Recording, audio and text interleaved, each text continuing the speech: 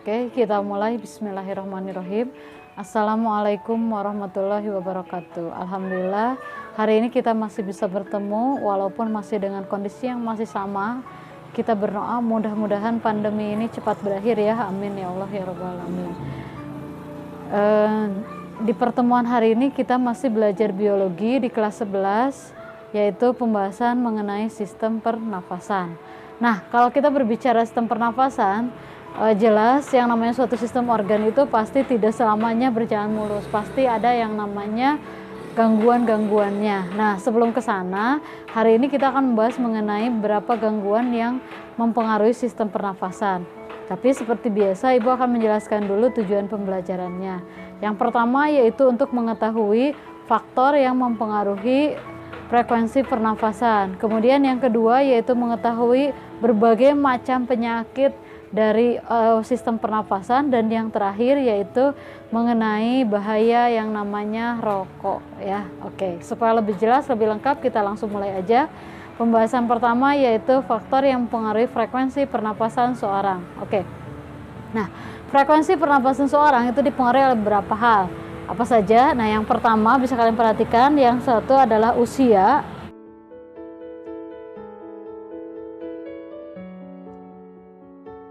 Kemudian yang kedua adalah jenis kelamin, laki-laki dan perempuan itu beda.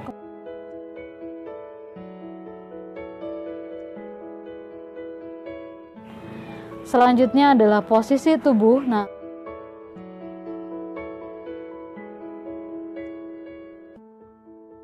kemudian aktivitas yang padat dan yang tidak.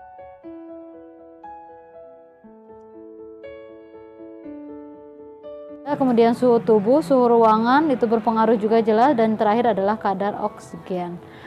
Oke, nah jadi itulah beberapa faktor yang mempengaruhi frekuensi pernapasan, sehingga nggak bisa disamakan orang yang gemuk dengan orang yang kurus itu pernapasannya sama, oh beda ya. Orang yang aktivitasnya tinggi dengan orang yang aktivitasnya rendah sama, oh beda. Jadi semuanya itu pasti beda, dan itu akan mempengaruhi detak atau pernapasan seorang. Oke. Nah sekarang sesuai dengan yang Ibu katakan, gangguan-gangguan dari pernafasan tersebut itu berakibat fatal terhadap yang namanya penyakit-penyakit pernafasan.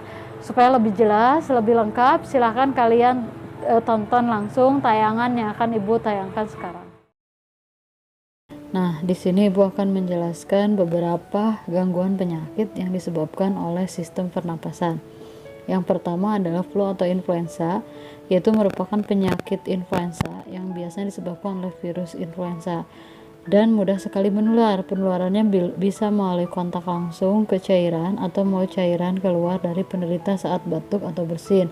Saat flu, biasanya hidung dipenuhi lendir sehingga mengganggu pernafasan.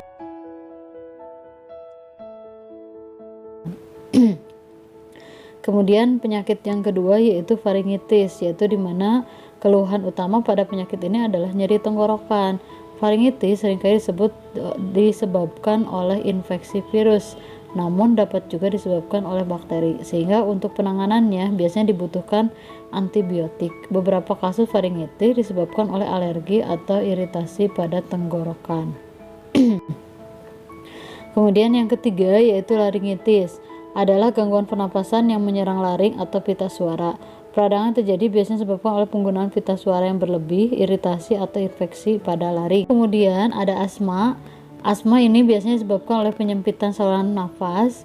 Sesak napas menjadi tanda umum dari penyakit ini. Biasanya sesak napas dibarengi oleh mengi ya, atau wheezing yang merupakan suara khas bernada tinggi saat pasien mengeluarkan nafas. Nah itu ya. Nah biasanya penyakit asma ini orang akan merasakan seperti sesak napas ya. Selanjutnya kemudian ada bronkitis, adalah peradangan pada bronkus yang merupakan saluran udara dari dan ke paru-paru. Bronkitis umumnya dicirikan dengan batuk berdahak yang kadang dahaknya bisa berupa warna. Nah kemudian emfisema merupakan penyakit yang menyerang kantung udara alias alveoli. Seorang yang terkena emfisema tidak selalu menunjukkan gejala yang khas, namun Seiring perjalanan penyakitnya, biasanya penderita kondisi ini lambat laun akan mengalami sesak saat bernafas. Gangguan ini adalah salah satu kondisi yang digolongkan sebagai penyakit paru obstruktif kronik, yaitu suatu penyakit paru-paru yang sangat kronis ya. Selanjutnya adalah pneumonia atau yang biasa disebut dengan radang paru-paru, merupakan peradang akibat infeksi. Batuk berdahak, demam, dan sesak napas adalah gejala umum dari pneumonia. Ciri lain dari penyakit ini adalah dahak kental yang dapat berwarna kuning, hijau, coklat, bahkan bisa bernoda darah. Kemudian yang terakhir adalah kanker paru-paru. Nah, di mana kanker paru-paru ini merupakan salah satu jenis kanker paling berbahaya dengan angka kematian yang tinggi. Terjadinya kanker paru-paru pada seseorang berkaitan erat dengan perokok baik aktif maupun pasif. Yaitu dimana kalau aktif yaitu perokok ya, kalau pasif orang yang biasanya berdekatan dengan yang suka merokok. Nah, biasanya riwayat kanker paru-paru di keluarga, riwayat paparan zat kimia dan gas beracun seperti asbeston dan radon, atau menghirup udara berpolusi pada jangka yang sangat panjang. Oke, dan yang terakhir yaitu yang sekarang lagi banyak dibicarakan orang, yaitu mengenai virus COVID atau penyakit COVID-19 atau yang disebabkan oleh virus corona. Bagaimana virus corona menyerang tubuh kita? Mungkin itu jadi pertanyaan kita semua. Kita udah tahu gimana virus corona udah menginfeksi tubuh kita. Nah, sekarang gimana caranya virus tersebut menyerang tubuh kita? Semua dimulai dari sini, ketika virus corona masuk ke tubuh kita lewat percikan batuk atau bersin orang yang positif, baik secara langsung atau waktu kita nyentuh yang udah kena percikan dan gak cuci tangan setelahnya. Kalau udah gitu, si virus masuk lewat saluran pernafasan dan bergerak terus menuju sasaran utamanya, yaitu paru-paru. Disinilah virus yang punya 3 bagian utama mulai bekerja. Pertama-tama, paku protein corona ini akan menempel pada paru-paru dan organ-organ lain yang selnya kaya akan protein ini. Protein ACE2. Kalau tubuh kita ibarat rumah dan virus corona itu perampok, ACE2 itu ibarat gagang pintu rumah kita. Begitu udah nempel, perlahan tapi pasti virus ini akan ngedorong masuk ke dalam sel kita. Dan begitu berhasil masuk, barulah aksi sebenarnya dimulai. Di fase ini, tubuh virus corona akan membuat dan sang kanker, dia akan ngehack inti sel untuk nipu sistem imun tubuh kita biar nggak nyerang virusnya. Dan sekaligus membuat inti sel jadi produksi cikal bakal virus corona baru.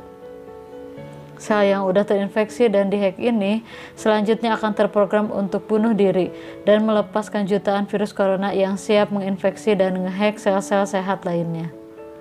Ya, awalnya mungkin kita cuma kemasan virus corona yang jumlahnya sedikit, tapi dalam hitungan hari saja udah akan banyak jutaan sampai miliaran virus corona baru. Bikin paru-paru kita dipenuhi oleh mereka. Tapi ternyata mimpi buruk ada setelah ini. Ya, ketika virus corona udah memenuhi paru-paru kita, sistem imun kita bahkan ngerespon ibarat polisi dan tentara yang meluncur ke tempat kejadian perkara. Tapi inilah yang bikin kita ngeri. Di sini virus corona jadi penipu ulung yang bisa ngakali sistem imun kita.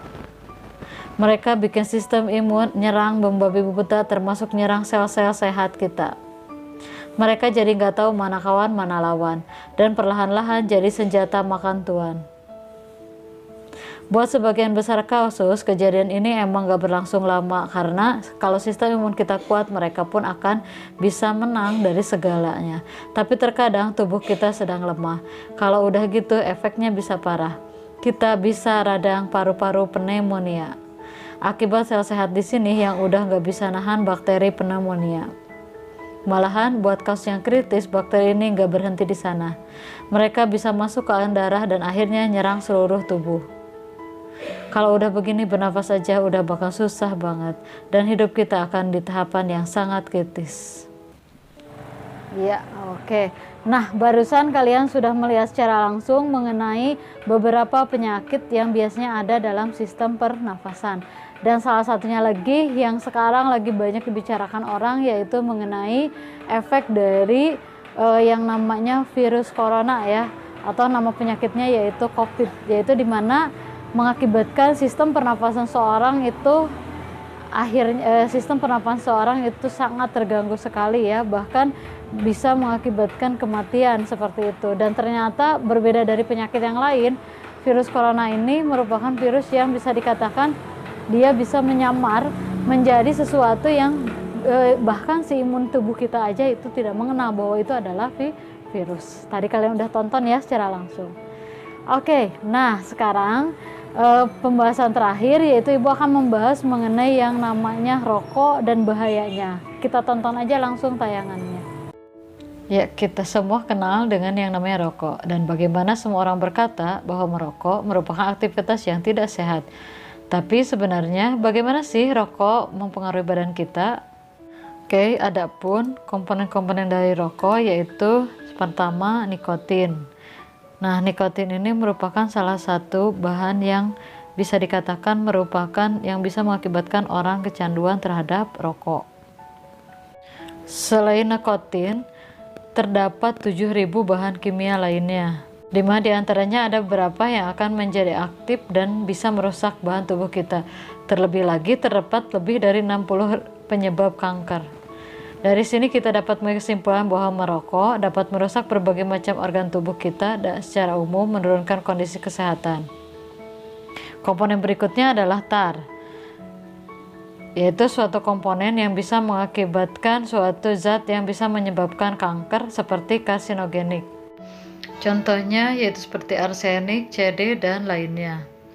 Nah, si tar ini bisa bersifat melengketkan tubuh kita, yaitu terutama gigi dan tangan, sehingga biasanya orang yang merokok itu giginya biasanya kuning, dan bahkan kalau ke organ itu bisa mengakibatkan organ tubuh itu menjadi rusak. Nah, selanjutnya kemudian dalam rokok juga terdapat karbon monoksida, yaitu suatu racun yang bisa menghalangi suatu oksigen berikatan dengan yang namanya hemoglobin. Itu bisa berefek parah, yaitu dimana nantinya si rokok tersebut, si karbon monoksida tersebut akan memenuhi darah kita, dan akhirnya metabolisme tubuh kita itu akan terganggu. Mungkin kita beranggapan tidak bermasalah karbon dioksida diganti dengan oksigen diganti dengan karbon monoksida. Ternyata itu sangat bermasalah, yaitu dimana bisa mengganggu aktivitas kita, yaitu dan bahkan bisa merusak organ jantung, kemudian organ paru-paru, bahkan otak yang ada dalam tubuh kita itu akan rusak dan akhirnya kita mati. Nah, selain itu yang harus kalian ketahui di mana karbon monoksida tersebut juga bisa mengakibatkan darah menjadi kental ya, sehingga otomatis proses peredaran darah yang ada dalam tubuh kita itu akan sedikit terhambat. Nah, itulah dia beberapa bahaya dari rokok yang akan merusak paru-paru kita. Selain paru-paru yang rusak, juga bisa mengakibatkan kerusakan paru-paru, ginjal, pembuluh darah, bahkan otak kita juga akan mati. Nah, itulah bahaya yang terdapat pada rokok. Lainnya? Ya, oke. Nah, seperti itulah pembahasan hari ini. Pertemuan hari ini cukup sekian. Mudah-mudahan ada manfaatnya. Mohon maaf bila ada kekurangan. Selalu semangat buat belajarnya dan selalu berdoa. Mudah-mudahan pandemi ini cepat berakhir, dan percaya bahwa kalian yang sedang menonton video ini dan bahkan yang kalian yang masih rajin sampai saat ini, Ibu doakan mudah-mudahan kalian semuanya bisa mencapai cita-citanya. Amin ya. Amin ya Allah ya Rabbal Alamin, dan selalu disehatkan. Terima kasih. Wassalamualaikum warahmatullahi wabarakatuh.